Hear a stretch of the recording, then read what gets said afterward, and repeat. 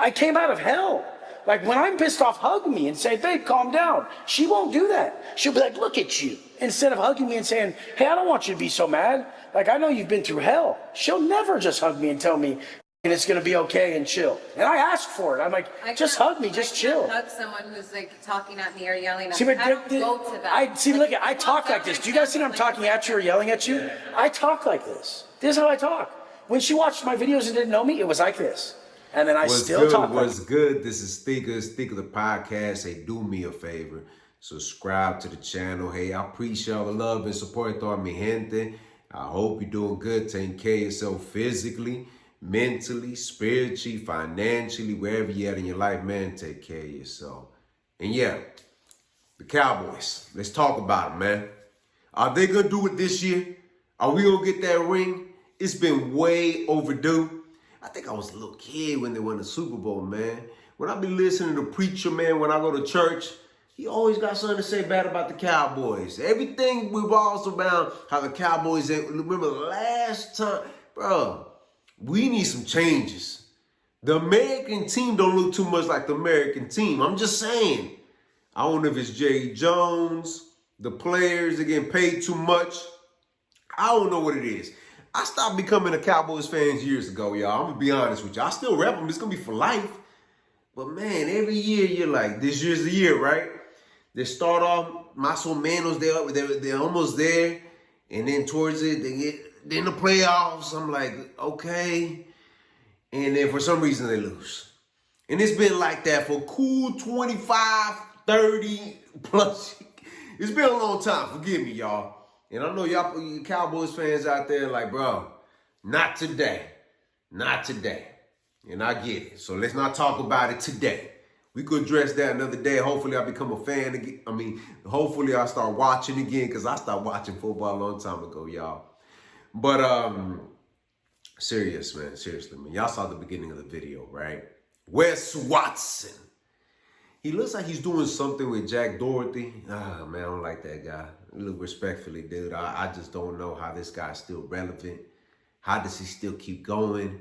He keeps getting canceled. He keeps doing a buffoonery stuff, acting a fool with it.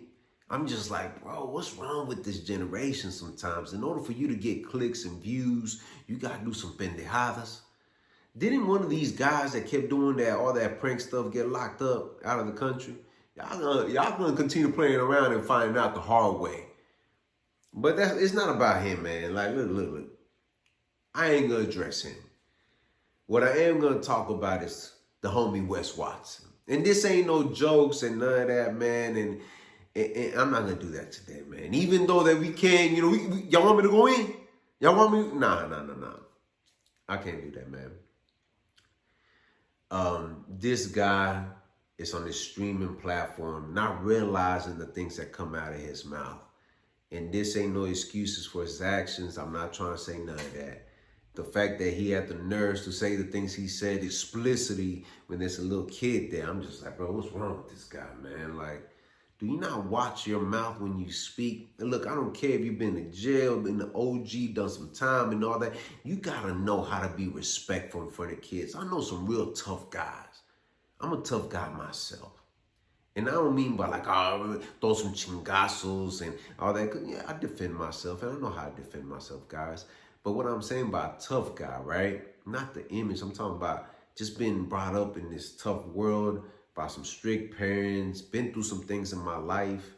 And it just made me tough. And it's hard for me to have this sensitive spot in my heart sometimes, but I know that, hey, I want to turn off that switch. Like, yeah, look, bro, calmate, it ain't worth it, right? Especially if kids are around.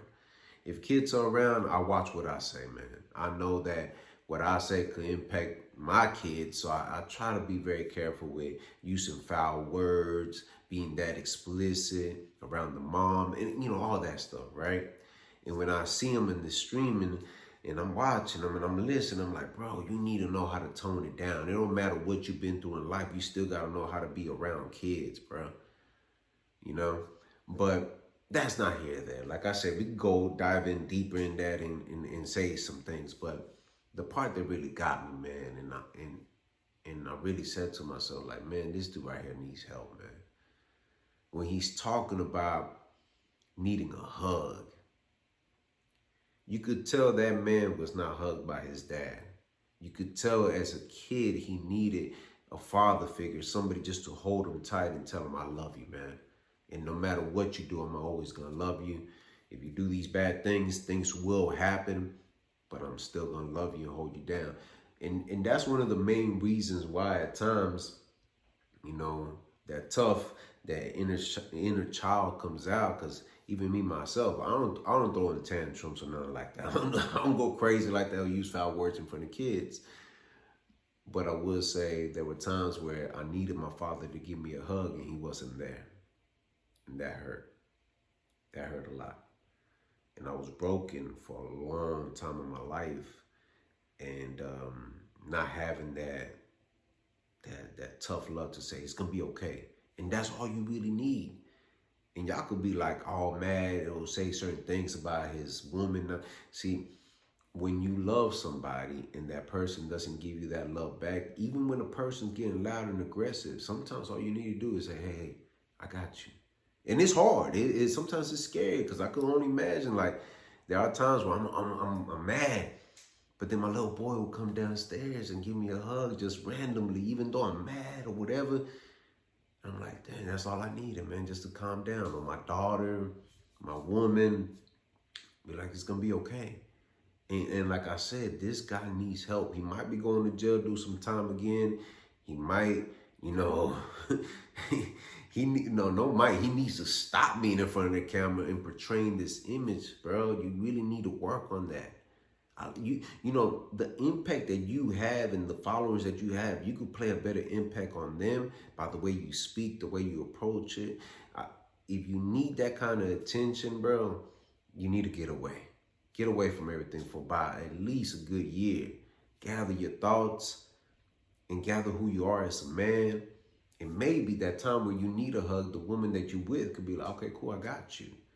But it's kind of difficult at times, man, when you got this tough act persona that you got to build. Like you can't, people when they see me, it's hard for them to approach me, right? At times, that's what I hear. When I'm out there in the world, you know, it's basically my back against the wall and I got to watch my, you know, surroundings.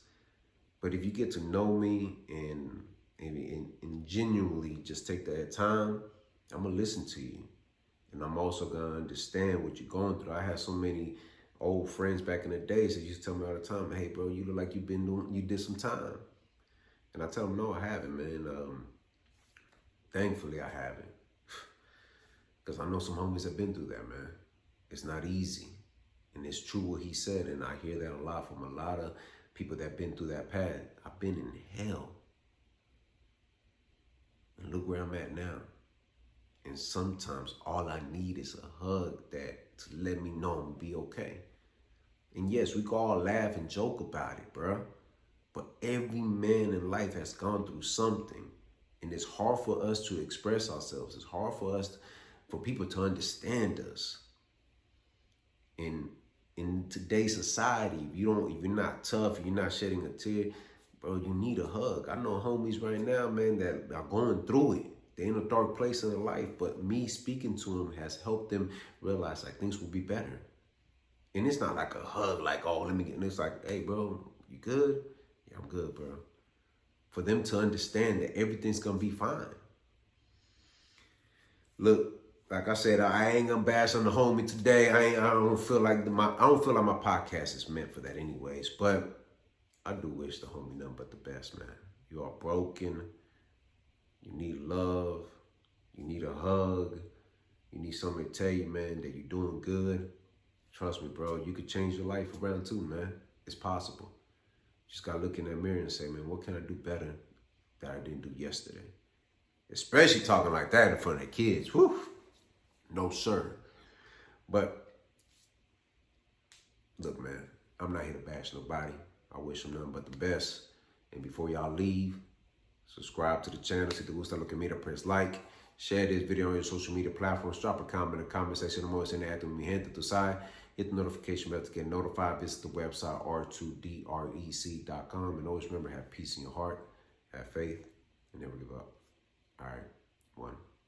What's good? What's good? This is Stico. Hey, do me a favor, man. Somewhere on here, you get a chance to check out my other channel. I release all my music there. We have a lot of music coming out this year. Y'all definitely don't want to miss out. Do me a favor as well. Check out the website, r2drec.com. Purchase your merchandise. Let's keep this moving going. Thank you for all the love and support, and thank you for being patient with me. Hey, let's get it this year. All right, one.